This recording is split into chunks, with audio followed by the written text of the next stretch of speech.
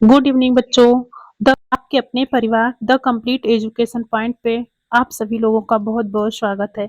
बच्चों आज पढ़ेंगे अ, हिंदी में ग्रामर, वाच्य, उपसर्ग और प्रत्यय।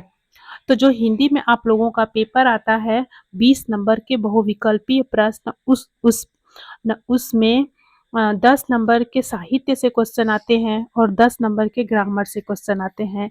तो ग्रामर में आप लोगों के पेपर में 1 नंबर का वाच्य पूछा जाता है, 1 नंबर का उपसर्ग से क्वेश्चन आते हैं।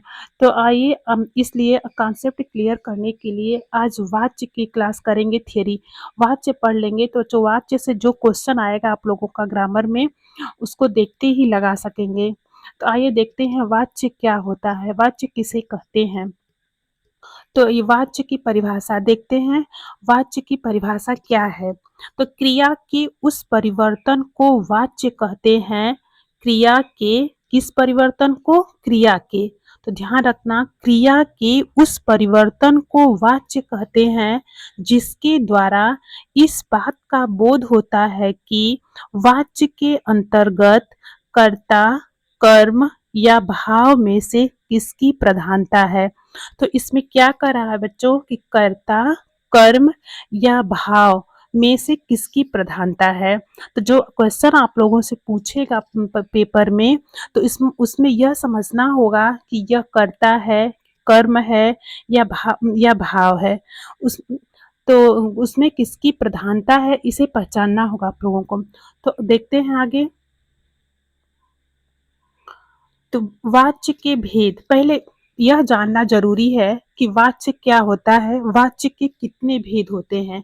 तो वाच्य 3 प्रकार के होते हैं। कितने प्रकार के होते हैं बच्चों? 3 प्रकार के होते हैं। एकदम आराम आराम से पढ़ाएंगे, जो कि आप लोग एक बार पढ़ते चलना, समझते चलना और याद भी करते चलना, कि एक बार पढ़ना और याद भी हो जाए। तो वाच्य के कितने भेद होते हैं? 3 भेद होते हैं। कर्तृवाच्य, कर्मवाच्य, भाववाच्य। कितने भेद होते हैं बच्चों? एक बार और रिपीट करें। कर्तृवाच्य, कर्मवाच्य, भाववाच्य। यह वाच्य के भेद हो गए। वाच्य के 3 भेद होते हैं। आगे देखते हैं। तो इसमें कर्तृवाच्य के बारे में देखते हैं कि कर्तृवाच्य क्या है। तो कर्तृवाच्य क्रिया के उस रूपांतर को कर्तृवाच्य कहते हैं जिससे वाक्य में कर्ता की प्रधानता होती है। तो बच्चों कर्तृवाच्य क्या है? तो जिसमें कर्ता की प्रधानता हो उसे कर्तृवाच्य कहते हैं।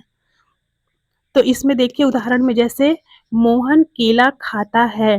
तो इसमें आप लोग कैसे पहचानेंगे कि कौन सा वाच्य है? तो इसमें है मोहन केला खाता है। तो इसमें किसकी प्रधानता है? मोहन की। कौन केला खा रहा है? मोहन। तो इसमें कर्ता कौन है? मोहन। तो इसमें मोहन केला खाता है, तो इसमें कर्तृवाच्य आपका हो गया मोहन। तो इसमें कर्ता मोहन है।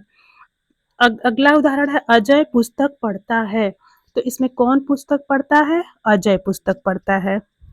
यह हो गया आपका कर्तृवाच्य। अगला है कर्मवाच्य। कर्मवाच्य क्या है? क्रिया के उस रूपांतर को कर्मवाच्य कहते हैं जिससे वाक्य में कर्म की प्रधानता हो। बच्चों उसमें कर्तृवाच्य में कर्ता की प्रधानता होती है, कर्मवाच्य में कर्म की प्रधानता होती है। तो जैसे कवियों द्वारा कविताएं लिखी जाती हैं, इसमें हमेशा किससे प्रश्न किया जाएगा? किसके द्वारा? कवियों द्वारा। रोगी को दवा दी गई, उससे पुस्तक पढ़ी गई। इसमें किसकी प्रधानता हो रही है? कर्म की प्रधानता हो रही है। असाधारण भाषा में यह याद रखना, ट्रिक समझ लीजिए कि ट्रिक से ऐसे याद रखना कि जहाँ भी आप लोगों को द्वारा दिख जाए, जैसे कवियों द्वारा कविता लिखी गई, डॉक्टर द्वारा दवा दी गई, अगर कहीं भी अगर द्वारा शब्द आप लोगों को दिख जाए तो उसे कर्मवाच्य समझना। बस इतना ही याद रखना कि जहाँ भी अगर द्वारा से शब्द दिख गए तो वह कर्मवाच्य होगा।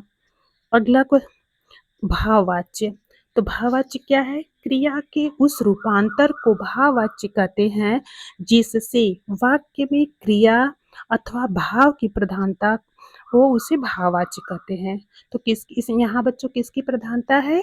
भाव की प्रधानता। तो जैसे उदाहरण में देखिए, श्याम से टहला भी नहीं जाता, मुझसे उठा नहीं जाता, मुझसे खाया नहीं जाता। तो क्या है इसमें?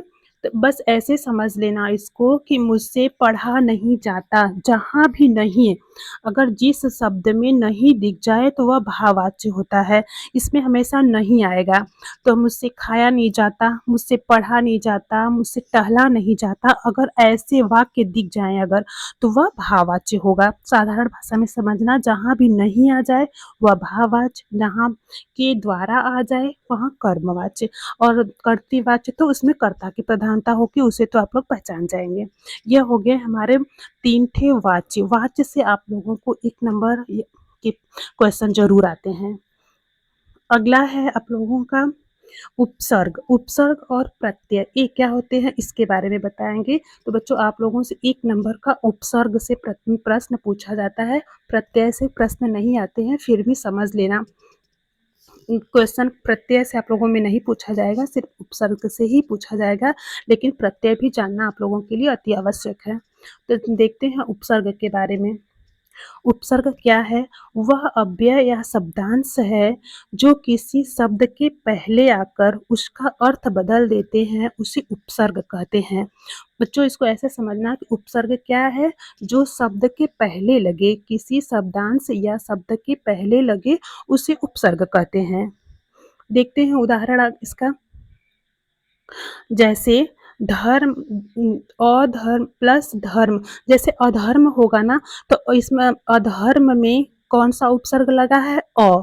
तो ये क्या हो गया? अ हमारा उपसर्ग हो गया। जो धर्म बचा है, यह मतलब जो आगे उपसर्ग लगे उसके पीछे का जो शब्द बचे उसका भी कोई मतलब निकले, कोई अर्थ हो, ऐसे उपसर्ग को निकाल के उसका अर्थ बनाना बच्चों। ऐसा नहीं कि कोई भी शब्द पीछे छूट जाए, उसका कोई मतलब ही ना निकले, तो वो गलत हो जाएगा। जैसे अनुशासन है, तो अनु आप लोगों का उपसर्ग निकल जाएगा, और शासन बचेगा, शासन भी का तो कोई मतलब होता है, ऐसे उपसर्ग बनता है। जैसे अनुशासन में आप लोगों का अनु उपसर्ग हो गया, प्लस शासन उसका शब्दांश बचा।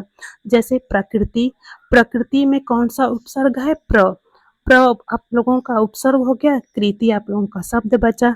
विज्ञान में वी उपसर्ग है, ज्ञान बचा। संबंध में सम उपसर्ग है, बंध बचा। इसी तरह बच्चों, चाहे जितना उदाहरण ले लो, उपसर्ग ऐसे बनाना कि जो आगे लगता है, जो शब्दांश के आगे लगता है वह उपसर्ग होता है। प्रत्यय क्या होता है उसके बारे में देखेंगे। प्रत्यय वह शब्दांश है जो शब्द के अंत में लगता है, शब्द के अंत में जुड़कर उसके व्याकरणिक रूप या अर्थ में परिवर्तन कर देता है। इसको ऐसे समझना होता है, प्रत्यय क्या होता है? वो जैसे उपसर्ग में ऐसा उसको उस आगे लगता है, उसी तरह प्रत्यय में शब्दांश के पीछे लगता है।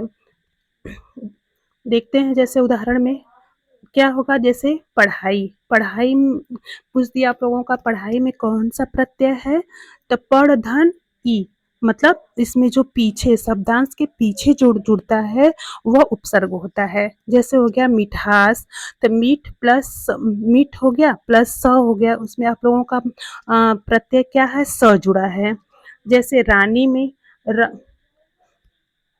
एक यह बच्चों इसमें गलत है तीसरा। जैसे बालपन, यह हो गया आप लोगों का, तो बालपन में कौन सा प्रत्यय है? बालक प्लस पन, जिस इसमें लास्ट में जो पन जुड़ा है यह आप लोगों का प्रत्यय हो गया। जैसे विद्यार्थी में, तो विद्या प्लस अर्थी, तो क्या हो गया? इसमें जो लास्ट में जुड़ा है अर्थी शब्द, वह आप लोगों का प्रत्यय हो गया।